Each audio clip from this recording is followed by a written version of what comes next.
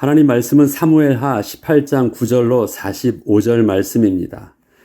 시므이, 시바, 무비보셋, 바르실레, 다윗이 왕궁으로 복귀할 때 만났던 사람들에 대해서 기록하고 있습니다. 내가 믿고 나의 마음을 주었던 사람들에게서 배반을 당하고 거절을 경험한다는 것은 그 마음에 많은 상처를 입히는 쓰라린 경험입니다. 이것은 나와 관련되지 않은 사람이 단순히 나를 미워한다는 것과는 다른 것입니다. 이러한 경험은 또한 그 상처로 인해서 그동안 사람들을 믿고 대했던 모습이 바뀌어 더 이상 그렇게 하기가 힘들어진 자신의 모습을 보게 되기도 합니다. 다윗은 자신이 사랑했던 친아들에게서 배반을 당하는 생각지도 못한 상황을 경험했습니다. 이것은 지난날 자신을 거절하며 배척했던 이스라엘 사람들에게서 느꼈던 감정과는 전혀 다른 마음의 상처를 입게 된 것이었습니다. 또한 자기를 칭송하며 따르던 수많은 신하들과 백성들이 자신을 버리고 압살롬의 편에 서서 자신의 생명을 위협하는 것을 실제적으로 당하게 되면서 주위의 사람들의 말과 행동들이 액면 그대로로 받아들이기에는 그리 편하지 않는 감정을 갖게 되었습니다. 다윗은 자신이 왕의 위치에 있을 때와 왕의 자리를 빼앗겨 쫓기는 입장이 되었을 때 자신의 주위에 있던 사람들 중 그 태도가 바뀌는 사람들을 경험했습니다. 그렇지만 다윗은 이러한 모든 사람들을 자신이 다시 왕으로 복귀할 때 다시 받아들여야 했고 저들과 함께 또다시 하나님께서 다윗에게 맡겨셨던 그 하나님 나라 다윗의 왕국을 또다시 새롭게 이루어야 함을 알고 있었습니다. 베냐민 지파 사람들과 요셉 지파 사람들은 서로 가까이 지낼 수 있는 공통점이 있었습니다. 이 둘은 야곱의 아들 중 야곱이 자신이 사랑했던 라헬을 통해서 낳은 두 명의 아들이요 형제였기 때문입니다. 요셉 지파는 또다시 에브라임 지파와 므낫세 반 지파로 나뉘었습니다. 므낫세 반 지파라는 것은 이스라엘 백성이 가나안을 정복할 때 므낫세 지파 중 반은 요단 동편에 남았고 반만 요단 서편의 가나안 땅으로 들어가게 되어서 므낫세 지파가 이렇게 둘로 나뉘어지게 됩니다. 그렇기에 각기 떨어져 있는 이 므낫세 지파를 서로 지칭할 때는 므낫세 반지파, 반쪽 지파라는 뜻의 므낫세 반지파라 합니다. 길르앗 사람은 바로 요단 동편에 있던 므낫세 반지파에 속한 사람이었습니다. 오늘 시므이, 시바, 무비보셋 이 바르실레 사람들이 바로 그 지파 사람들이기 때문에 이것을 설명드린 것입니다. 사울이 속했던 베냐민 지파와 그 형제 지파였던 므낫세 지파 사람들은 다윗과 정서적으로 그리 편하지 않은 감정을 가지고 있는 지파였습니다. 다윗이 이스라엘의 왕이 되기 전 사울에 속한 집안과 7년이 넘는 기간을 전쟁을 하였기 때문에 이러한 전쟁의 상처는 쉽게 아물 수 있는 것이 아니었고 또한 다윗이 이스라엘의 왕이 되므로 사울의 가문은 완전히 몰락되었기에 저들 속에 내재된 다윗에 대한 감정은 지금 겉으로는 아무 문제가 없어 보여도 그 마음에는 늘 다윗을 온전히 맞아들이기에는 힘든 정서적 앙금이 남아 있었습니다. 전쟁을 했다라는 것은 사람이 죽고 죽이고 하는 문제입니다.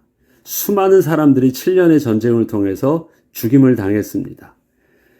다윗이 원하든 원치 않던 간에 전쟁은 그런 희생을 따르고 그렇게 해서 피해를 입은 쪽은 그 정서적으로는 그 상처가 남을 수밖에 없는 것입니다.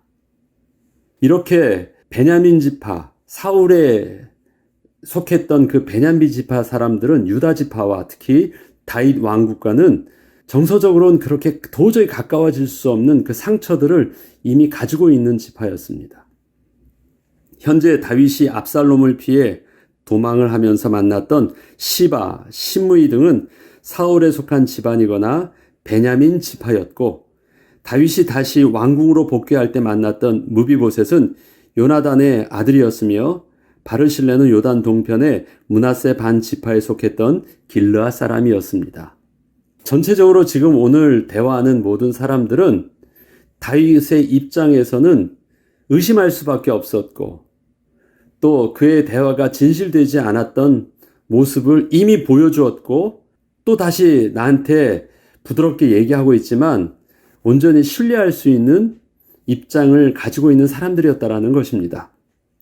이들은 압살롬을 도와 다윗을 반역한 자들이 아니었으나 다윗이 왕권을 잃었을 때 자신들이 그 기회를 타서 충분히 다윗에 대하여 반대 입장을 내놓을 수 있던 사람이었고 절대 도와주지 않을 수도 있던 자들이었습니다. 다윗을 도망갈 때 도와줄 필요가 없는 사람들이었습니다. 성경은 이들에 대해서 다윗이 압살롬에게 쫓겨 왕궁을 나와 피신할 때와 다시 왕권을 회복해서 왕궁으로 들어갈 때 어떻게 다윗을 대하였는지에 대하여 정확하게 기록하고 있습니다. 앞에 보면 before, 지금은 이제 after, 다윗의 왕권을 두고 before와 after에 대한 내용들을 우리는 잘 기억하고 있는데 이전에는 시므이의 저주, 또 시바의 거짓말 이것은 before에 했던 일들이고 오늘 또다시 그 시므이와 시바를 만나고 무비보셋에 대해서 대화하는데 애프터의 모습입니다. 저들은 다윗이 도망할 때 다윗에게 그렇게 진실한 모습으로 비추어지지 않았습니다.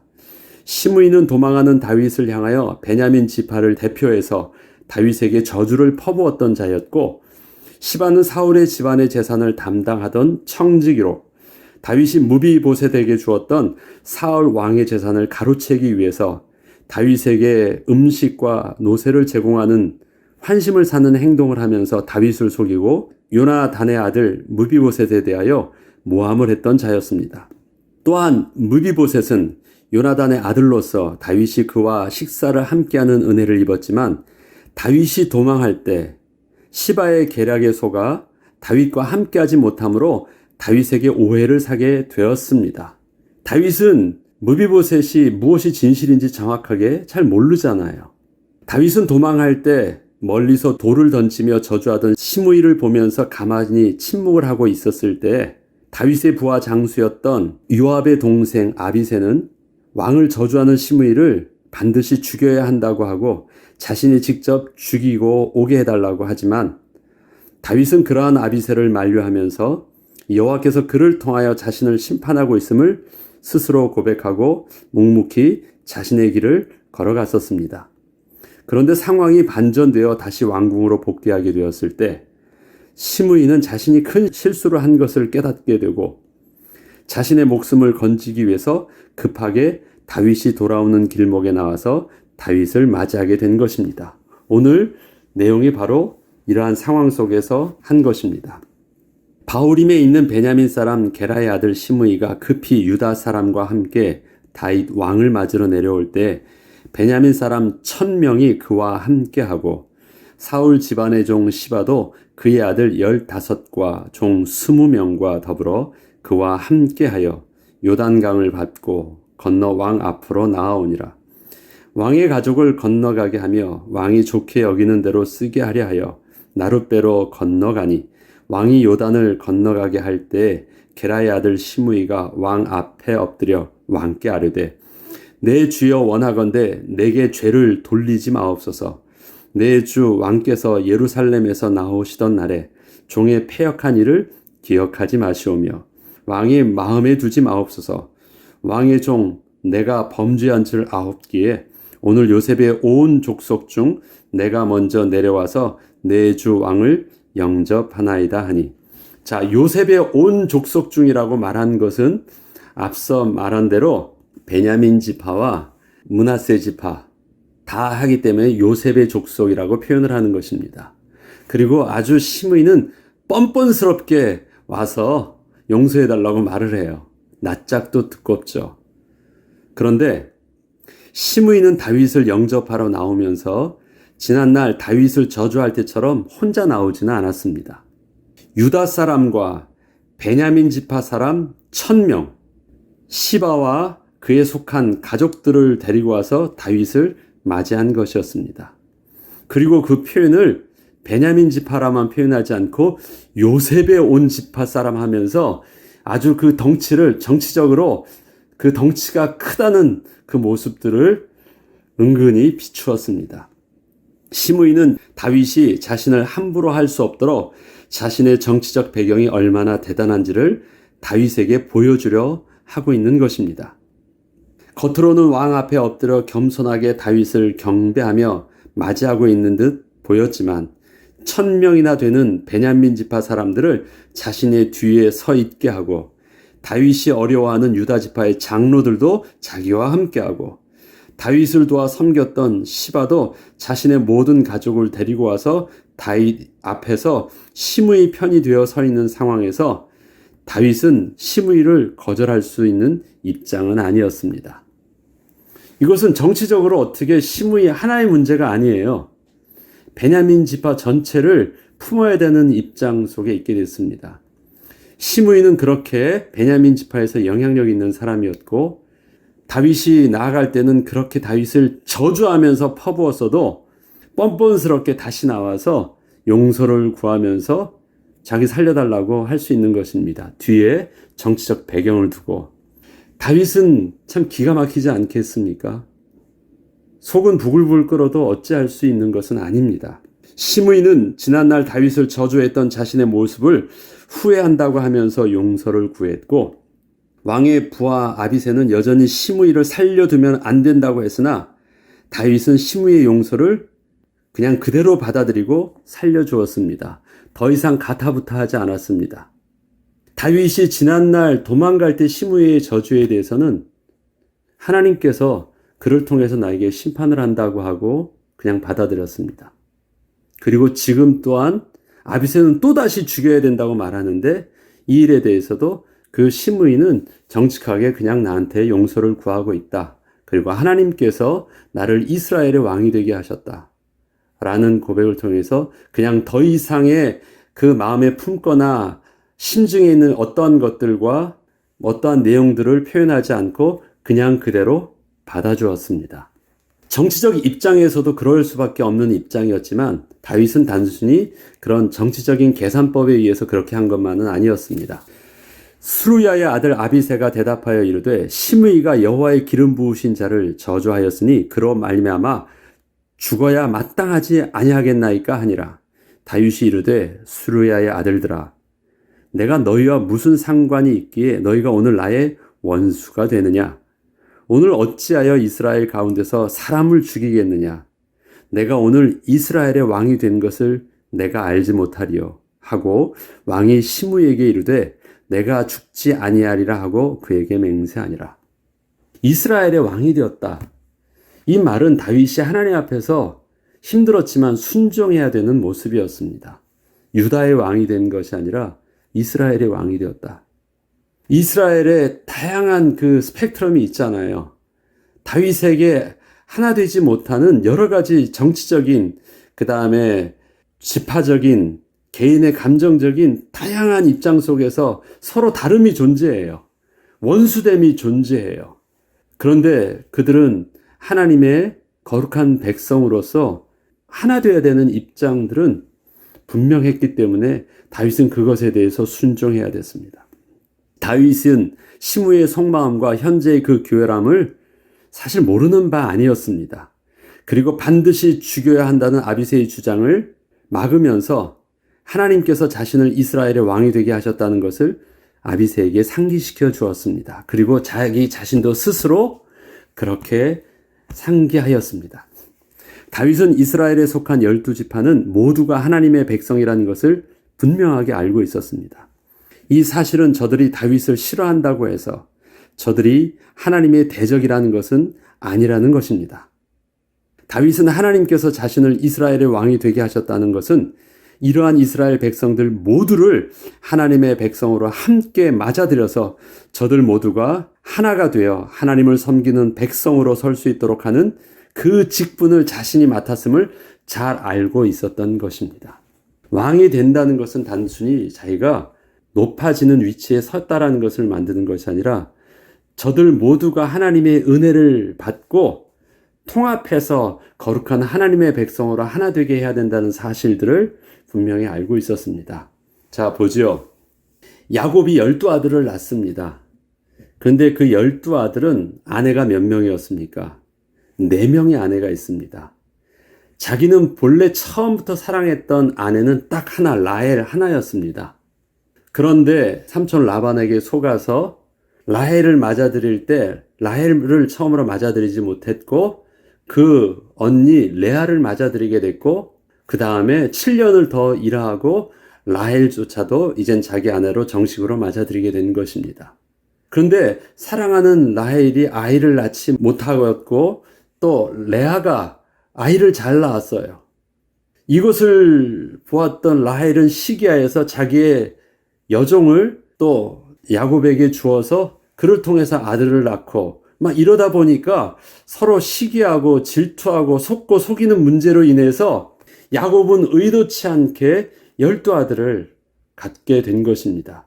그 가운데 정말 자기가 아들처럼 그 다음에 자기의 영적인 대를 이어야 된다는 생각은 라헬에게서 나왔던 요셉을 가졌지만 그렇다고 해서 하나님께서는 요셉만을 통해서 하나님은 하나님의 백성을 이루지 않으셨고 12아들 모두를 통해서 하나님은 이스라엘의 민족의 조상으로 세우게 하셨습니다. 그것이 12지파가 된 거예요. 그러면 처음부터 그 태생 자체가 라헬과 레아도 갈등이고 라헬의 종과 레아의 종도 갈등이고 또 주인의 아들과 종의 아들도 갈등이고 이런 모든 것들은 굉장히 묘하게 얽혀있는 그 갈등의 요소들을 가지고 있어요. 처음부터 이스라엘 백성이 12지파로 되어졌지만 12지파가 하나의 딱 팀워크가 되어가지고 착착 맞을 수 없는 혈통적인 정서적인 감정들을 가지고 있어요. 이러한 가운데 요셉은 형들에 의해서 버림을 받았잖아요. 거의 살인에 준하는 버림을 당하고 그가 노예로 팔려나가는 정서적 감정도 있습니다. 여러 가지 감정들이 얽혀져 있는 이스라엘의 역사 속에서 또 오늘 다윗의 시대까지 왔을 때는 이렇게 사울과 다윗의 그런 갈등의 구조 속에서 또 함께 할 수 없는 또 문제들도 있습니다. 그런데 하나님께서는요, 저들을 이스라엘의 한 백성으로 두신 거예요. 누구의 손을 들어줄까요? 하나님은 그들을 다 버리지 않으시고 그들을 함께 할 때.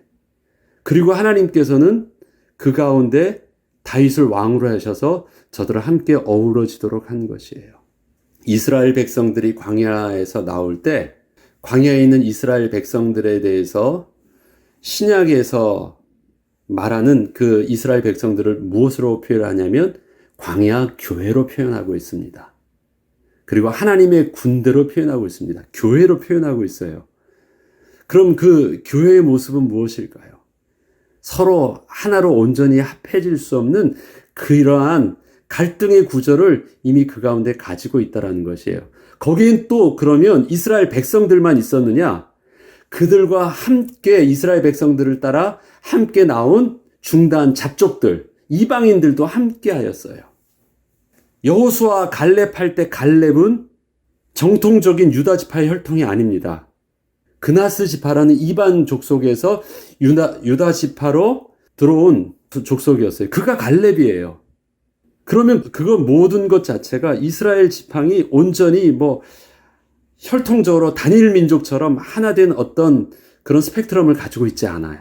근데 하나님은 그들을 통해서 하나님의 교회로 또 하나님의 한 거룩한 백성으로 하나 삼아 주셨어요.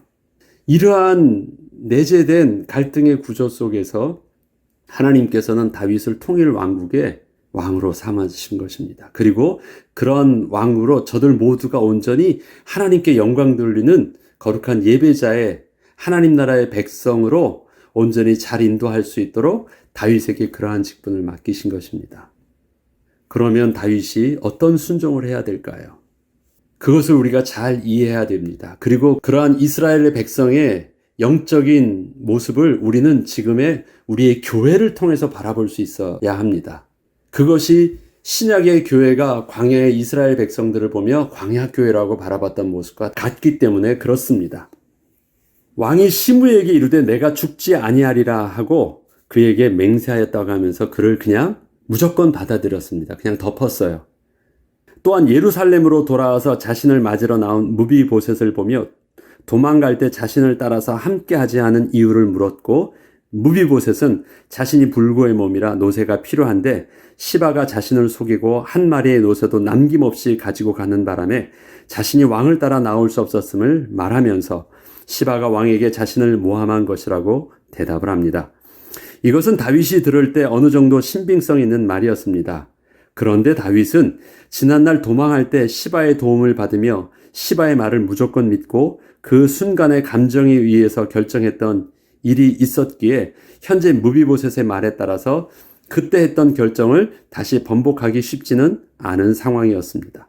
그리고 시바는 지금 시므이와 함께 베냐민 지파 1000명을 뒤로 하고 자신의 가족 전부를 데리고 나와서 왕 앞에 있기에 무비보셋의 말을 믿고 자신이 시바에 속았다는 심증에 있어도 그것을 표현해 시바와 무비보셋 중 누가 거짓말을 했는지를 가려낼 수는 없었습니다.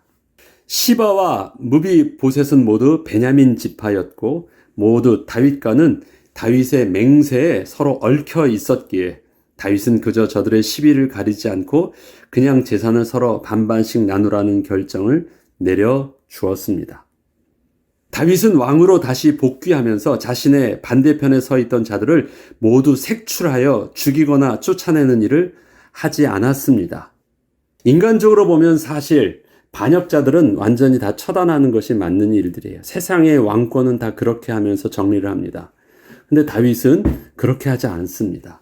오히려 그렇게 했던 사람들, 저주하면서 다윗을 속였던 그러한 사람들도 그냥 그대로 모른 척하면서 받아들였고 그냥 그대로 품었고 또 기존에 있던 사람들도 그들 속에서 함께하면서 같이 섞으면서 다시 다윗의 왕국 하나님의 나라를 이루었습니다.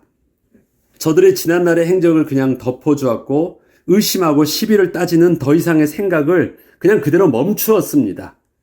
저들의 말대로 그냥 그대로 용서해주고 받아들였습니다. 그냥 덮은 것이에요. 시비를 가리지 않았어요.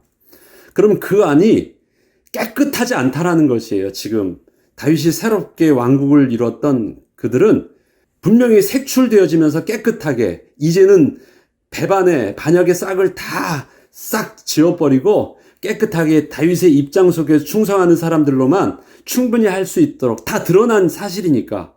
그런데 그렇게 하지 않고 처음에 왕국을 이뤘던 것처럼 그냥 다시 다 맞아들여 주었습니다. 이렇듯 다윗의 왕국은 다윗에게만 온전히 충성하고 다윗의 마음에 합한 진실된 사람만이 있는 완전 무결한 왕국은 아니었습니다. 다윗은 저들을 통하여 배반과 거절의 아픔도 당했지만 다시 그 가능성을 뒤로 하고 그대로 다시 맞아들인 것입니다. 물론 다윗의 왕국에는 시바와 시므이 같은 자만 있는 것도 아니었습니다. 같은 베냐민 지파의 계열에 있었지만 노인 바르실레는 진심으로 아무 조건 없이 다윗을 도왔고 다윗의 어떤 감사의 대가도 받지 않고 거절했습니다. 그는 다윗과 함께 왕국에 들어가지 않았지만 혹시 자기가 누가 될까 하여 함께 들어가지 않은 것입니다. 다윗을 응원하는 자였고 자신의 아들을 통해서 끝까지 자신이 다윗을 도왔던 것처럼 그런 도움이 자신의 아들을 통해서도 될 수 있게 하였을 뿐이었습니다. 반역을 경험한 다윗의 마음에는 분명 지난날처럼 그렇게 쉽게 사람을 믿고 맞이하기는 쉽지 않았을 것입니다. 다윗은 그저 정치적인 상황을 고려해서 저들을 그렇게 맞이한 것만은 아니었습니다. 하나님께서 자신을 이스라엘의 왕으로 삼으셨다는 고백에서 볼 수 있듯이 이스라엘 전체를 하나님의 마음으로 품게 되었다는 것을 말합니다. 이 땅에 하나님의 나라를 회복함에 있어서 하나님께서 우리를 부르시고 우리를 통하여 하나님의 교회를 이루게 하실 때 분명히 우리와 마음에 같지 않은 사람들도 우리 교회에 존재하는 사실을 잊어서는 안 됩니다. 하나님의 교회는 나의 생각과 나의 신앙의 성향에 맞는 완전 무결한, 내가 볼 때는 그렇게 완전 무결한 사람들만 있는 곳이 아닙니다. 서로 생각이 맞지 않아 그것이 큰 갈등이 되고 있다고 해서 저들 중 어느 한쪽이 하나님의 백성이 아닌 것은 아닙니다. 나랑 맞지 않다고 해서 저들이 사탄이 아니라는 것입니다. 나랑 맞지 않는 것입니다. 심지어 자기 이익을 위해서 나를 속이고 사기친 사람일 수도 있습니다. 나에게 큰 상처를 입힌 자일 수도 있습니다. 그러나 사단은 아닙니다. 그것을 우리가 하나님 앞에서 겸손히 순종해야 됩니다. 정서적으로 힘들 수 있어요. 그러나 그는 천국에서 나와 하나님 앞에 같이 서야 될 자이고 하나님의 은혜 가운데 저들도 하나님께서 은혜로 구원하여 주신 사람입니다. 나에게 하나님의 은혜가 필요한 것처럼 저들도 하나님의 은혜가 필요해서 하나님께서 당신의 피값으로 사신 자이심을 우리는 부정할 수 없고 그 사실들을 정직하게 신하면서 인정해야 된다는 것입니다. 심지어 내가 그 사람들에게 상처를 입었다고 해도 저들도 나와 같이 하나님의 은혜가 필요한 하나님의 백성이라는 사실들을 그래서 결코 부정해서는 안 되는 것입니다. 지금도 하나님께서는 우리를 사랑하사 성령 안에서 우리가 서로 한 몸을 이루어 하나님께 예배하는 백성이 될 수 있도록 성령께서 우리와 함께 하심으로 인도하여 주시고 있지만 그 가운데 성도의 방심한 틈을 타서 교회를 분열하는 사단의 괴계는 계속되고 있습니다. 우리의 다름의 상처들을 또 갈등을 통해서 서로를 미워하게 하고 서로를 부정하게 하고 하나님의 은혜의 백성임을 거부하게 하는 그러한 사단의 괴계에 우리가 속게 되는 일들이 발생하고 있다는 것입니다.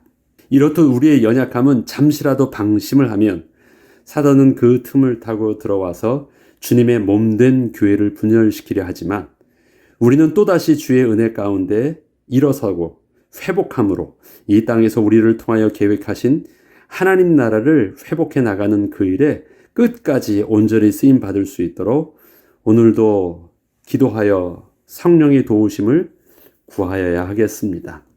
우리의 인간적인 정서는 분명히 싫은 것은 싫은 거예요.